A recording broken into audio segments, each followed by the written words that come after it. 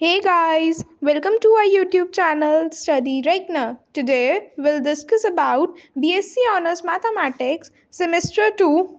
Here is the syllabus.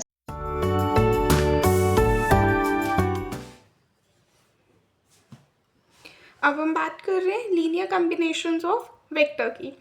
So a vector v in Rn is a linear combination of vectors v1, v2 up to vk of Rn if there exists the scalars c1, c2 up to ck such that v1 into c1 plus v2 into c2 up to vk plus ck. ये आपके पास जो है linear combination आ जाते हैं. देखो आपके पास c1, c2 up to ck ये सारे कॉन्स्टेंट्स हैं. v1, v2, v3 up to vk ये क्या है आपके पास वेक्टर्स है. तो जब हम स्केलर्स और वेक्टर्स का मल्टीप्लिकेशन लिख देते हैं तो ये हमारे पास इस तरह से जब हम लिख देते हैं तो ये हमारे पास लीनियर कॉम्बिनेशन बन जाता है. ठीक है, जैसे यहाँ पे मैंने क्वेश्चन दिया है कि एक्सप्रेस दिस वेक्टर 14 माइनस 21 और 7. इस वेक्टर को हमें एज ए लीनियर कॉम्बिनेशन लिखना है 2 माइनस 3 1 के और -4 6 -2 के. इसका मतलब एक कांस्टेंट इसके साथ हो लेना पड़ेगा, एक कांस्टेंट इसके साथ. क्यों? क्योंकि हमें क्या चाहिए, इसको हमें लीनियर कॉम्बिनेशन दिखाना है. देख लेंगे एक बार, देखेंगे यहाँ पे मैंने मेंशन कर रखा है. हम मान लेंगे c1 और c2 क्या है, हमारे पास दो स्केलर्स हैं. अब हमें जो है इस वेक्टर को क्या दिखाना है, as the linear combination of this vector and this vector. तो जो वेक्टर हमें गिवन है जिसको लीनियर कॉम्बिनेशन में एक्सप्रेस करना है, सबसे पहले वो वेक्टर आएगा. किसके उसमें करना है, इस वाले वेक्टर और इस वाले वेक्टर के, यानी कि एक कांस्टेंट इसके साथ, एक कांस्टेंट इसके साथ. तो हमने क्या किया, c1 को मल्टीप्लाई कर दिया 2 माइनस 3 1 वेक्टर से और c2 को मल्टीप्लाई कर दिया -4 6 और -2 वाले वेक्टर से. ठीक है, अब आप अंदर मल्टीप्लीकेशन कर दोगे c1 की, कितना आ जाएगा 2c1 minus 3c1 1c1 plus यहाँ से आ जाएगा -4c2 6c2 और -2c2. ठीक, अब आप जो है यहाँ से वेक्टर्स का है इसके कंपोनेंट वाइज उसको आप कंबाइन कर लोगे. जैसे देखो 2c1 यहाँ से -4c2 यहाँ से -3c1 यहाँ से 6c2 यहाँ से c1 यहाँ से -2c2 यहाँ से. ठीक है, अब आप अगेन कंपोनेंट वाइज इसको जब आप कंपेयर करोगे, इक्वेट करोगे तो आपके पास आ जाएगा 14 इक्वल्स टू 2c1 -4c2 और -21 किसके इक्वल आ जाएगा, -3c1 प्लस 6c2 के और c1 -2c2 किसके इक्वल हो जाएगा 7 के. तो ये तीन इक्वेशंस आपके पास बन गई.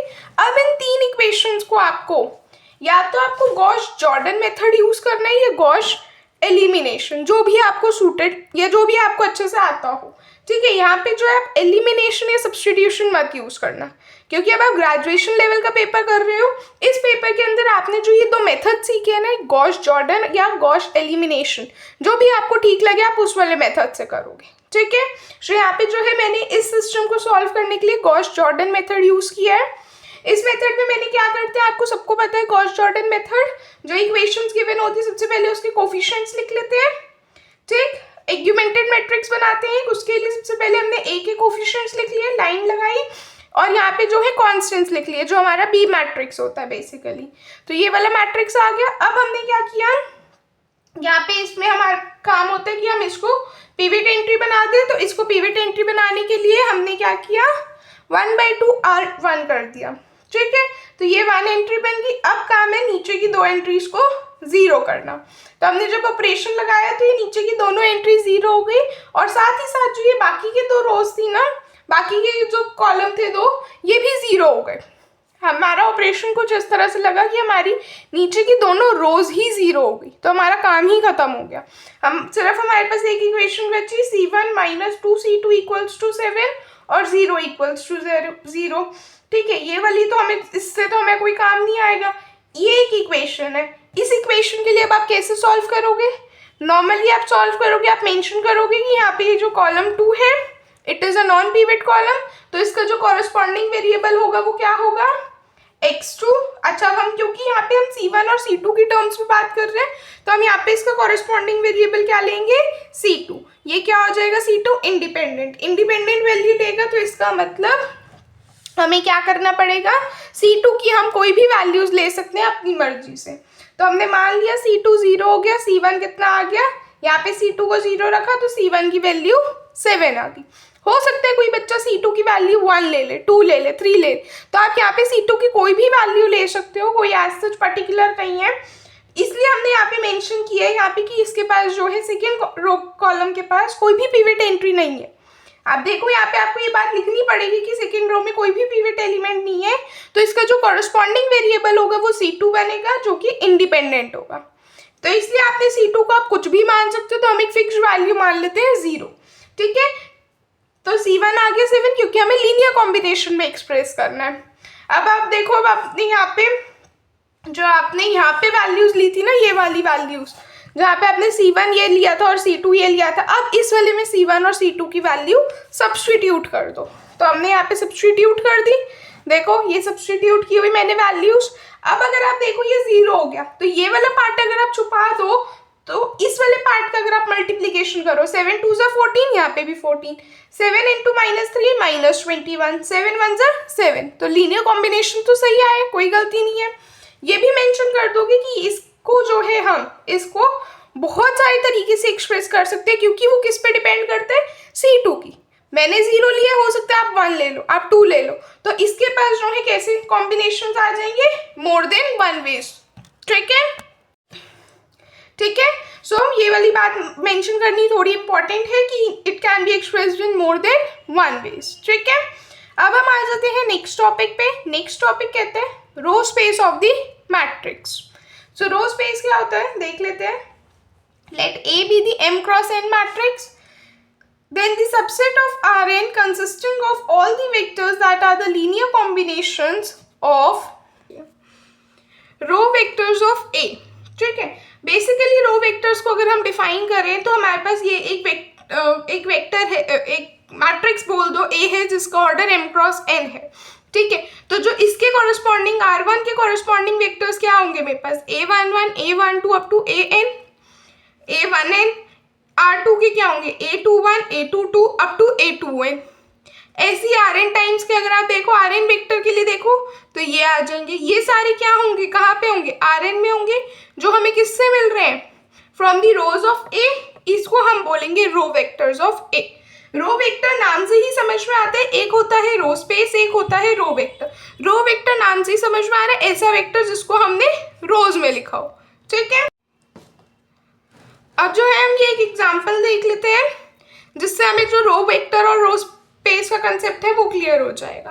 Consider a matrix A, determine whether the vector this is in the row space of A, if so then express this vector as the linear combination of row of A। एक vector A given है, हमें क्या दिखाना है basically, सबसे पहले वो कह रहे हैं चेक करो या डिटरमाइन करो whether the vector is in the row space of A, क्या vector row space of A में है। फिर हमें क्या करना है, अगर है तो आपको इसको लीनियर कॉम्बिनेशन में एक्सप्रेस करना है of the row of A। ठीक है, तो हम क्या करते हैं, सबसे पहले वेक्टर गिवन है, हमें डिटरमाइन करने की ये रो स्पेस है भी कि नहीं है। तो उसके लिए हम क्या कहते हैं, हमें चेक करना पड़ेगा कि यहाँ पे जो है स्केलर्स एग्जिस्ट कर रहे हैं कि नहीं। We see that if there exist the scalar C1 C2 up to C3 such that 4 0 -3 ये किसके इक्वल आ जाए, C1 times R11 plus C2 times 2 -15 plus C3 times -4 -3 और 3। तो आपने जब इसको सॉल्व किया तो आपने जैसे अभी हमने पीछे इक्वेशंस बनाई थी, सेम इक्वेशंस यहाँ पे बनेगी, तो ये 3 इक्वेशंस बन गई। अब इन 3 इक्वेशंस को सॉल्व करने के लिए हम जो है गॉस जॉर्डन मेथड यूज कर रहे हैं। आपको अगर गॉस एलिमिनेशन यूज करना है आप वो भी यूज कर सकते हो, बट कोई भी बच्चा यहाँ पे सब्स्टिट्यूशन या एलिमिनेशन मेथड यूज नहीं करेगा। ठीक है, हो सकता है आपका जो चेकर है वो आपके इस चीज के मार्क्स काट ले। ठीक है, सो अब हमने गॉस जॉर्डन मेथड से किया। सबसे पहले हमने एक एग्यूमेंटेड मैट्रिक्स बनाई। मैट्रिक्स कैसे बनेगी देखो, 3 1 1, फिर 2 -1 5, फिर -4 -3 3। ठीक है, अब आपको ये जो मैट्रिक्स एग्यूमेंटेड मैट्रिक्स बनानी है वो इन 3 इक्वेशंस को लेके बनानी है। ठीक है, सो यहीं से आपके पास जो है एग्यूमेंटेड मैट्रिक्स बन गई। बी मैट्रिक्स क्या आएगी, 4 0 -3। तो एग्यूमेंटेड मैट्रिक्स सबको आती है बनानी। ठीक है, अब काम क्या है कि पहली एलिमेंट को 1 बनाना। अगर हम ध्यान से देखें तो नीचे के दोनों रोज में एक 1 बना हुआ है, हम दोनों में से किसी भी रो को फर्स्ट रो बना दें तो हमारा पिवट एंट्री तो बन जाएगी ना। तो हमने क्या किया, R1 को इंटरचेंज कर दिया R2 से, तो हमारे पास ये आ गया।